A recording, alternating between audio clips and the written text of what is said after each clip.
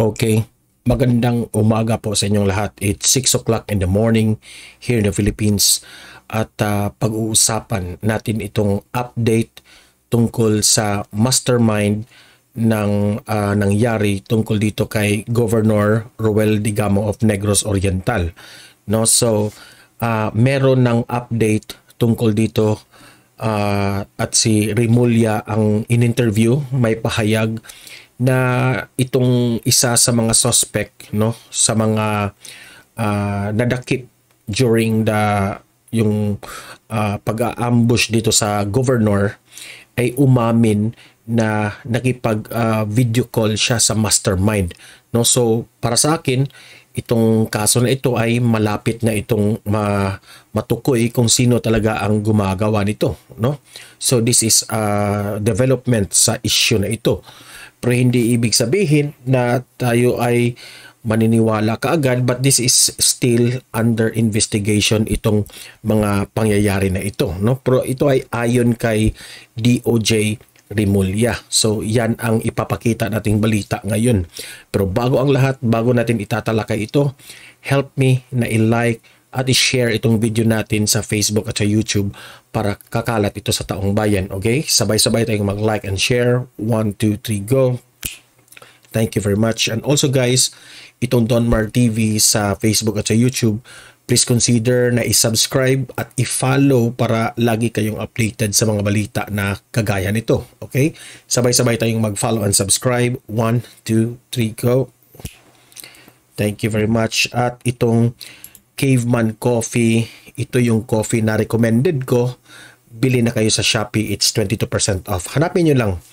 At itong Donmar TV t-shirt, this is also available sa Shopee.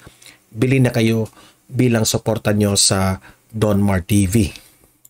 So, ito, ipapakita ko itong video na ito, itong update tungkol sa nangyari kay Governor Roel Digamo of Negros Oriental, na meron ng development dito tungkol dito sa isa sa suspect dito, no, sa pagpaslang dito ng governor, nagsalita na at sabi pa nga ni DOJ Remulla, may ka-video confirm na naka-video call ang mastermind dito sa isa sa mga suspect. So let's play the video at mag-comment, react tayo dito. Malapit nang matuldukan ang kaso ng pagpatay kay Negros Oriental Governor Roel Digamo ayon mismo kay Justice Secretary Boying Remulla.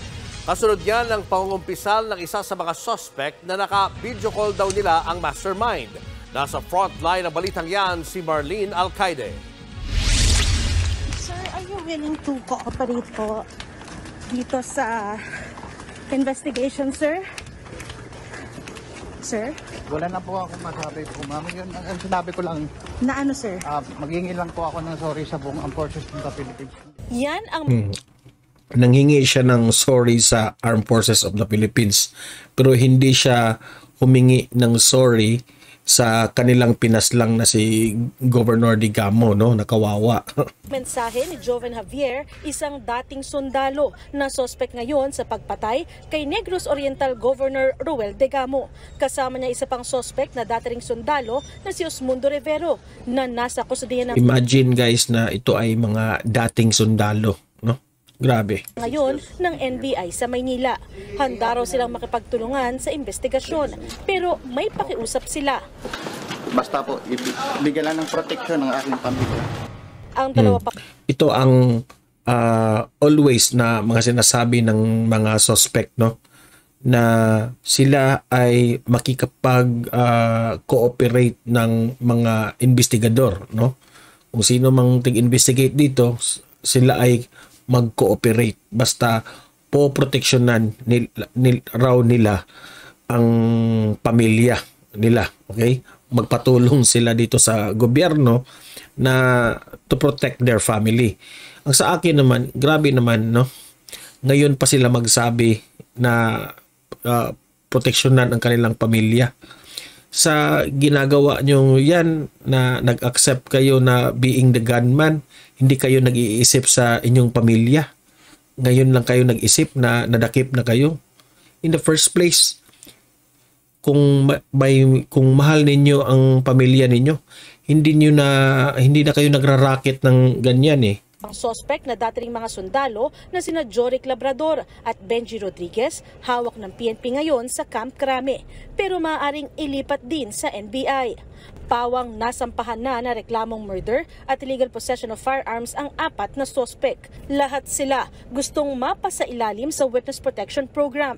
Sabi ni Justice Secretary Boying Remulla, unti-unti nang nabibigyan linaw ang kaso sa pagpatay sa gobernador. Sa salaysay daw ng mga sospek, isang umaming naka-video call nila ang umano'y mastermind sa krimen. Walang motive na sinabi, pero yung kausap nila was on video. No, ang tinutukoy ni DOJ Remulla, that's ayon kay Remulla ha, ang mastermind, no? Kausap nila through video itong mga suspect na ito. So, I know for sure na itong si Remulla, alam na niya kung sino ang tao na ito na sinabihan. Tayo hindi pa natin alam, no? Hindi pa tayo makapag-confirm. So si Remulla alam na niya, no? Hindi pa isinapubliko itong pangalan ng mastermind kung sino. A live conversation happened on video with a person na tinuturo. And I can say that the end is near. Malapit na ho itong masarado, except for that all the perpetrators have not been rounded up. Hindi na muna idinetalya ni Remulla kung sino ang nag-video call at kung ano ang napag-usapan. Dumistansya rin muna si Remulla nang tanungin siya kung politika ba talaga ang motibo sa pagpatay kay Degamo. It has a probative value. Alam niyo naman ngayon, nag-pandemic, we were all on video, we were all speaking on video. Did anybody ever question why we were on video? Hindi, di ba? Except that we were not physically present, but we were there to deliver a message, di ba? Ayon sa Special Investigation Task Group, alam nyo man, nalilito ako sa sagot ni Remulla doon. o SITG Degamo. Tuloy-tuloy ang paghahanap ng mga otoridad sa nalalabi pang mga sospek. Kumpiyansa ang PNP na hindi pa sila nakakalabas sa Negros Occidental. Bukod sa 4 na unang naaresto, may 8 individual pang nahuli sa magkakahiwalay na operasyon. Pero iniimbestigahan pa kung kasama sila sa mga grupong umatake sa compound ni Degamo. Sinusuri na rin ang mga baril na nasamsam mula sa mga sospek. Ang ilan dito ay hindi rehistrado, pero ang iba ay may lisensya. Kaya inaalam na rin ng mga otoridad kung may kinalaman ba ang mga may-ari ng baril sa krimen. Nagbabalita mula... Okay. So, yan ang development ngayon dito sa investigasyon sa nangyari ni Gov. Degamo. No? So, ito ay sabi ni Remulla, malapit na raw ito na I think within this week, isa-publiko na nila ang pangalan ng mastermind. Hindi natin alam yan.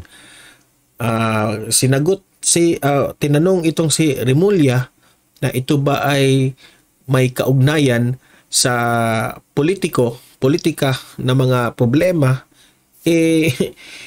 hindi masyadong malinaw ang kanyang sagot, no? So hindi talaga natin ito i-conclude kaagad kung sino ang mastermind nito. Kung sino man ang mastermind dito, ito yung hinihintay ng bansang Pilipinas, no? Naghihintay lahat dito. No, kung sino man yung mastermind na yan, yan, opinion yan sa mga investigador na mga NBI, yung mga taga DOJ, sila ang may hawak nito, di ba? So, let's wait and see dito.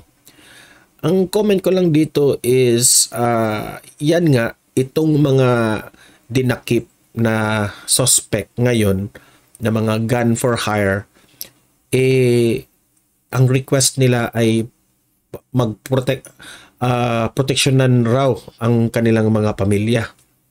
Ang sabi ko lang, hindi ba nila naisip na before nila tinanggap itong racket na ito, nasa peligro ang kanilang pamilya. Di ba? So, ngayon na nadakip na kayo, hindi na kayo makatulong sa inyong pamilya. Naging selfish kayo. Tinanggap nyo ang racket na yan without even thinking sa risk ng inyong mga anak, inyong pamilya, kawawa eh. Kasi sarili lang inyong iniisip. Hindi naman ako naniniwala na wala kayong pera kaya tinanggap nyo itong racket na ito. No?